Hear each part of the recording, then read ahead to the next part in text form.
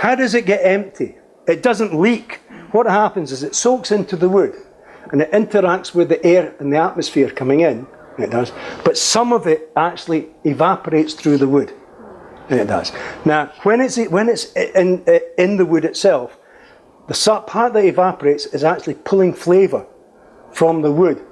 So you imagine there's a reservoir in there. If you fill it the first time, you get the best taken from that reservoir. Let's say you get 75% of the flavour from it. The second time you fill it, there's only 25% left for you to take. But you'll only take 2/3 of that, so you'll only get 12%. The next time you fill it, you get virtually nothing. So we have to use these quarter casks. I use once, both for Laphroaig and Ardmore, and then we stack them up. I've got quite a few thousand of them. Anybody want one to take away? But the job... I thought the spirit would go back into the wood again. No. How's it going? No, we filled these casks. These were part of the first production bottling that we did. But we use them once. We don't use them again, because if we use them again, we don't get the same flavours. We don't get the same extraction. We don't get the same vanilla, and that's what we want. So therefore, it's worth it. I mean, it was costed into the cost of the package originally, that we would only use them once. But I mean, I've got people coming from Sweden and Holland and Belgium this year who I've said, you know, when I go in and do seminars, and they'll say, what do you do with it? Do you want to go and pick one up? Yes. And I said, as long as you drive to the distillery, if you come and you tell us when we're coming, you can have, there'll be a quarter cask sitting there ready for you to take away. Yeah. And there's 2 guys coming from Sweden in June, and I've got this picture of them coming in an old Volvo estate. And they put it in the back and it drives along like that. But yeah, I mean, I keep saying I would love to get ideas how to use them. I've got some ideas how to use them. I mean, how would you, friends of Laphroaig, how would you fancy having a stave of a quarter cask as a CD rack? You know, things like that. It's trying to get the ideas and getting the time. At the moment, with Beam only having owned the distillery and being in, you know, really since November 2005, we haven't had time to get everything together. We haven't. Give us time, and you'll start buying these as umbrella stands and God knows what. Any other questions?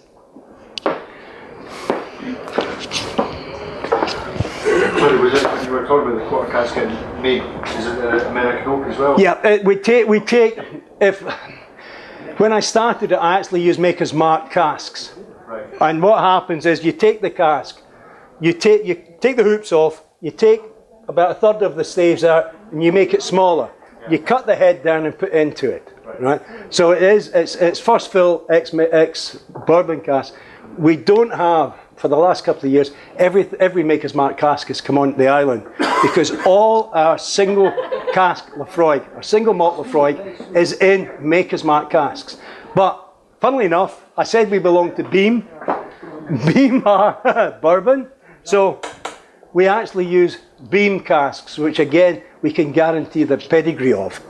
If we buy from, there's only 2 cooperages in America. If we buy from them, you have no guarantee whether the casks were emptied this year, last year, or 2 years ago. You've got no idea whether it was 2-year-old whiskey, 6-year-old whiskey, or 60-year-old whiskey that was in it. So there's no guarantee of quality. And the bottom line is, you must have consistent quality. But it's now being part of Beam. Being part of Beam, we can get these, and we bring these in, we put them into Speyside Cooperage up in Speyside. They are the only place. They've got a cooper and an apprentice who spend virtually all year long making these cask forms. Especially now Ardmore's come on stream. We call it traditional cask with Ardmore because, quite honestly, quarter cask is Laphroaig and Laphroaig on its own.